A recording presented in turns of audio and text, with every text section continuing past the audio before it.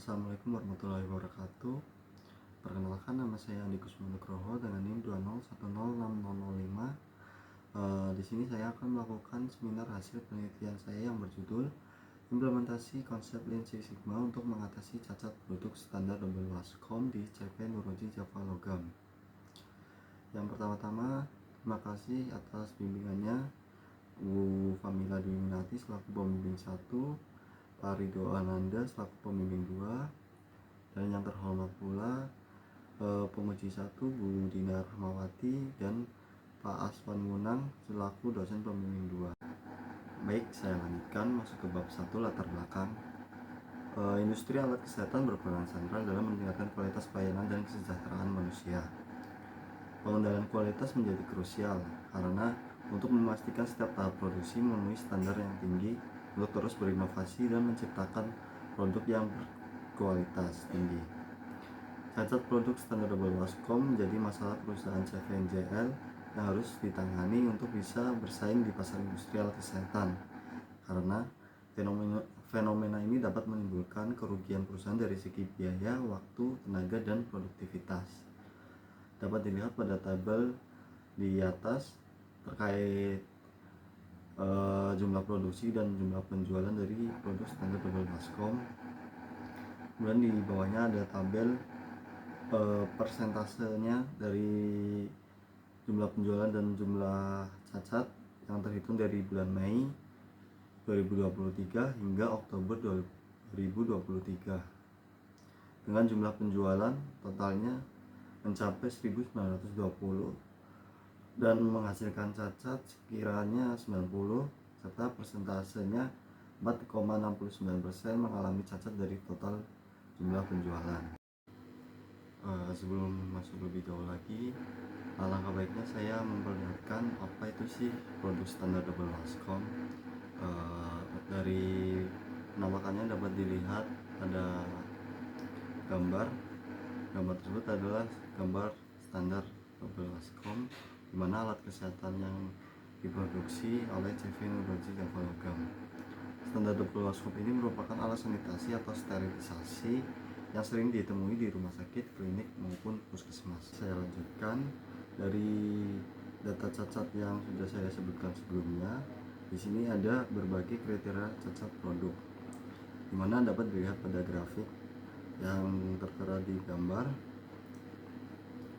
Setelah di bawahnya ada klasifikasi kriteria cacat produk, yaitu dapat diperbaiki dan sulit diperbaiki, di mana yang dapat diperbaiki adalah lecet, roda pecah, dan las retak. Sulit diperbaiki yaitu seperti tiang retak, ring bengkok, dan plat strip bengkok. Untuk tabel selanjutnya, di sini ada tabel tentang dampak cacat produk standar double wascom. Selanjutnya masuk ke rumusan masalah. CVNJL menghadapi tantangan serius pada kualitas produk standar double wascom yang dilihat dari 4,69% dari 1920 pieces produk yang terjual mengalami cacat produk. Hal ini menyebabkan biaya perbaikan yang membengkak dan resiko citra perusahaan yang menurun. Lean Six Sigma digunakan untuk meningkatkan kualitas produk, mengurangi cacat, memperbaiki pengiriman, dan meningkatkan efisiensi. Upaya ini bertujuan untuk mempertahankan posisi CVNJL sendiri sebagai produsen alat kesehatan yang berkualitas dan meningkatkan citra perusahaan mereka sebagai perusahaan alat kesehatan yang layak diperhitungkan di pemasaran. Selanjutnya ada tujuan penelitian. Di sini ada 4 tujuan. Kalau usah lama-lama lagi saya jelaskan karena sudah saya jelaskan di waktu sumber kemarin. Kemudian ada manfaat penelitian, juga sudah saya jelaskan pada kesempatan sebelumnya. Ada 3 manfaat bagi peneliti, perusahaan, bagi instansi yang dapat dilihat sendiri di layar. Kemudian batas penelitian. Kemudian bab 2, yang pertama adalah literatur review. Setelah saya melakukan literatur review, di sini saya menggunakan metode DMAIC, di mana pada tahap defense saya menggunakan VSN, CTK, dan histogram. Kemudian pada bagian research saya menggunakan DPMO, pada bagian analis saya menggunakan Fishbone dan VSCAM, dan pada tahap improve saya menggunakan 5W plus 1H, serta pada tahap kontrol saya menggunakan SOP. Next. Masuk ke dasar teori yang saya gunakan ada 3 dasar teori utama, yaitu tentang VSM, Quality Control, dan Six Sigma, khususnya DMAIC, dimana DMAIC ini ada Define, Measure, Analyze, Improve, dan Control. Kemudian alur penelitian dapat dilihat pada gambar. Teknik pengumpulan data. Di sini saya melakukan observasi dengan cara studi lihat monitor dan data historis. Selanjutnya teknik analisis data. Di sini saya menggunakan Lean Six Sigma, DMAIC, dan VSM. Di mana Lean Six Sigma DMAIC ini saya gunakan untuk analisis data utama, sedangkan VSM saya gunakan untuk menggambarkan atau memvisualisasikan alur kerja dan mengidentifikasi potensi pemborosan yang terjadi pada setiap tahap proses produksi. Kemudian ada jadwal penelitian yang tertera dalam layar yang dapat dilihat. Kegiatan ini dimulai dari September 2023 hingga Juni 2024. Tahap define. Di sini ada gambar current state value stream mapping yang disediakan. Pada gambar tersebut menggambarkan informasi aliran produksi atau aliran informasi juga yang dapat dilihat, di mana seluruh rangkaian kegiatan ini menghasilkan lead time sekitar 165 jam, value added-nya sekitar 16.530 detik. Maka dari current state value stream mapping tersebut saya breakdown menjadi proses activity mapping standar Basecom, yaitu di sini terdapat aktivitas-aktivitas apa saja yang dilakukan selama proses produksi standar Basecom.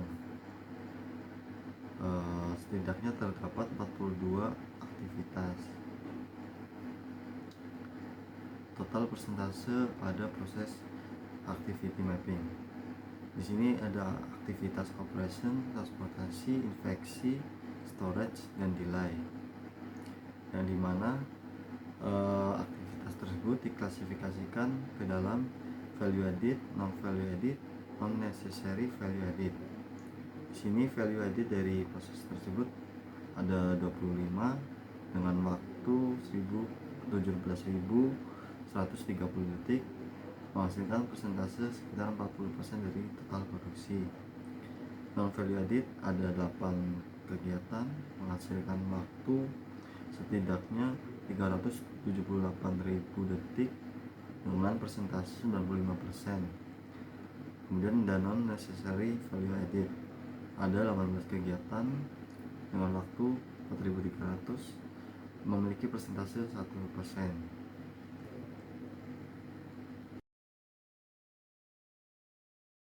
Selanjutnya yaitu tahap measure. Di sini saya menggunakan Pareto chart.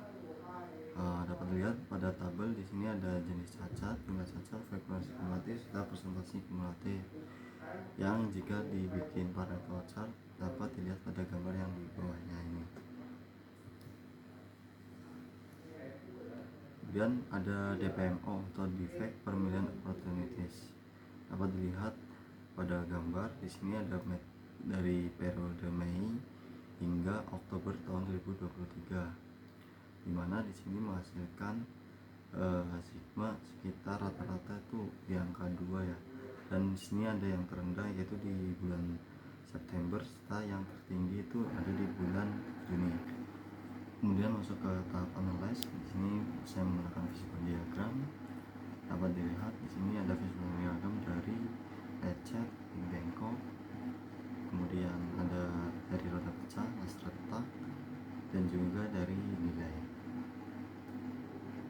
Selanjutnya tahap improve ada 5W plus 1H yang dapat dilihat pada tabel-tabel yang ada di draft A. Kemudian implementasi solusi perbaikan. Nah, di sini ada dokumen-dokumen dari sebelum perbaikan ya, dari misalkan dari penggunaan powder coating yang kurang berkualitas, yaitu dengan menggunakan limbah, operator kurang teliti dan berhati-hati. Kemudian ada lingkungan tempat penyimpanan yang berantakan, packaging dan pengiriman yang kurang aman serta desain produk yang tidak efektif atau kurang praktis dan juga fleksibel. Serta dari segi kayak material, di sini ada kayak material pipa besi, tempat besi yang tidak kokoh, yang berkarat, peralatan proses cat yang kurang memadai dan lain sebagainya. Dapat dilihat pada gambar.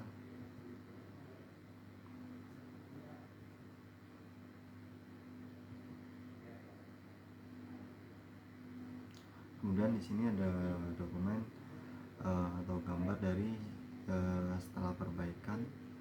Contohnya tadi yang sebelumnya menggunakan powder coating dari limbah, olahan limbah.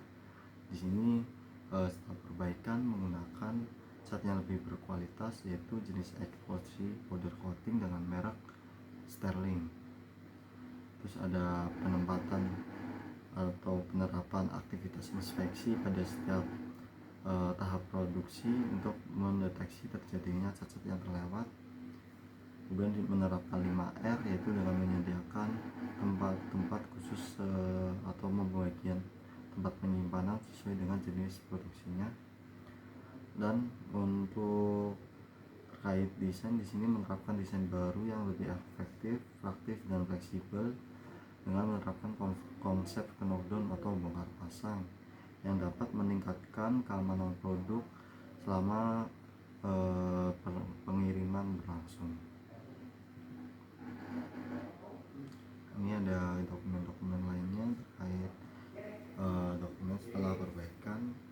Ada pengecekan peralatan secara berkala, ada aktivitas infeksi, membersihkan dari segala jenis kotoran, kemudian ada prosedur kerja yang lebih teliti dan memperhatikan detail-detail kecil seperti kebersihan permukaan logam dan pemantauan tanda awal retakan selama proses pengelasan.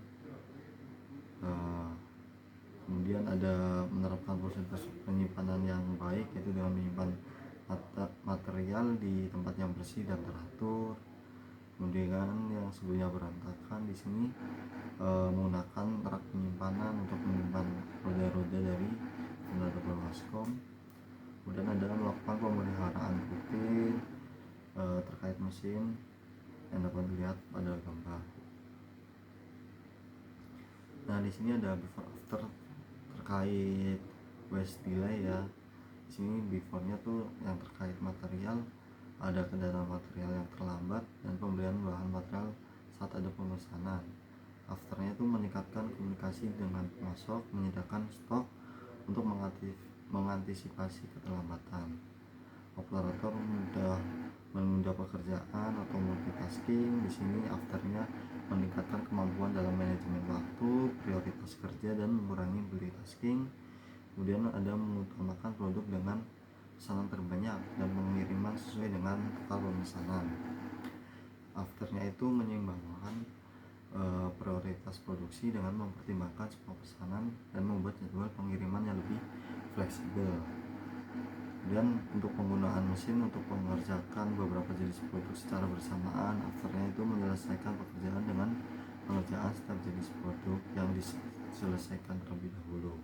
Kemudian tahap kontrol. Di sini ada tabel total persentase aktivitas TPAM. Di sini merupakan aktivitas penghilangan dari salah satu aktivitas, yaitu aktivitas delay yang merupakan aktivitas non value added, sehingga menghasilkan value added sejumlah 29 dengan waktu 16.920 detik atau persentasenya sekitar 83%. Kemudian non necessary value added-nya ada 9 kegiatan dengan waktu 3.560 dan persentase 17%. Kemudian ada fitur state value stream mapping yang ini ada perubahan dari VSM yang sebelumnya. Di sini ada aktivitas yang dihilangkan, yaitu aktivitas assembly ya, karena ini terkait dari penggunaan desain baru yang tanpa melakukan proses assembly, yaitu proses yang bongkar pasang. Serta di sini lead time-nya juga berubah menjadi 20.480 detik serta value editnya sekitar 16.920 detik. Nah, dapat dilihat juga di sini dari hasil implementasi yang telah dilakukan. Di sini ada perbandingan jumlah produksi dan penjualan standar double wascom sebelum dan setelah perbaikan. Ada juga tabel perbandingan persentase cacat produk STW atau standar double wascom sebelum dan setelah perbaikan. Kemudian ada tabel perbandingan waktu proses produksi standar double wascom sebelum dan setelah perbaikan. Di mana di sini terdapat lead time yang berubah ya, yang dari periode yang pertama itu sebelumnya memakan waktu sekitar 594.000 detik, sedangkan pada periode 2 itu hanya 20.480 detik. Ini sangat berkurang sekali ya, yang sangat signifikan. Value addednya juga meskipun bertambah pada periode 2, ini menandakan atau mengindikasikan bahwasanya implementasi yang dilakukan itu sudah baik karena meningkatkan kegiatan yang memiliki nilai tambah. Untuk kapasitas produksinya yang sebelumnya 335 unit per bulan, pada periode selanjutnya itu atau setelahnya menghasilkan 425 unit per bulan. Sedangkan di sini ada pengurangan operator yang pada periode 1 itu 24 operator, sedangkan pada periode 2 itu 20 operator. Masuk ke bab 5, kesimpulan. Di sini penelitian yang telah dilakukan berhasil mengidentifikasi faktor utama penyebab cacat pada produk standar double wascom. Kemudian memberikan rekomendasi perbaikan yang telah diimplementasikan. Terus selanjutnya ada implementasi perbaikan berhasil menurunkan tingkat cacat secara signifikan. Dan yang terakhir berhasil meningkatkan produktivitas. Selanjutnya masuk ke saran rekomendasi perbaikan bagi CV Nurul Java Logam, yaitu melanjutkan program pelatihan untuk meningkatkan ketelitian dan keterampilan teknis operator dalam penggunaan peralatan produksi modern pada periode selanjutnya. Kemudian studi lanjutan, yaitu studi lanjutan yang disarankan untuk mengembangkan pendekatan dengan menggabungkan berbagai metode analisis dan teknik produksi. Penelitian lebih lanjut dapat mengeksplorasi dampak teknologi otomatisasi pada efisiensi dan kualitas produksi, serta mengkaji lebih dalam tentang pengaruh kondisi lingkungan kerja terhadap produktivitas dan kualitas produksi. Sekiranya itu saja yang dapat saya sampaikan dari seminar hasil penelitian saya ini. Kurang lebihnya mohon dimaafkan. Wassalamualaikum warahmatullahi wabarakatuh. Terima kasih.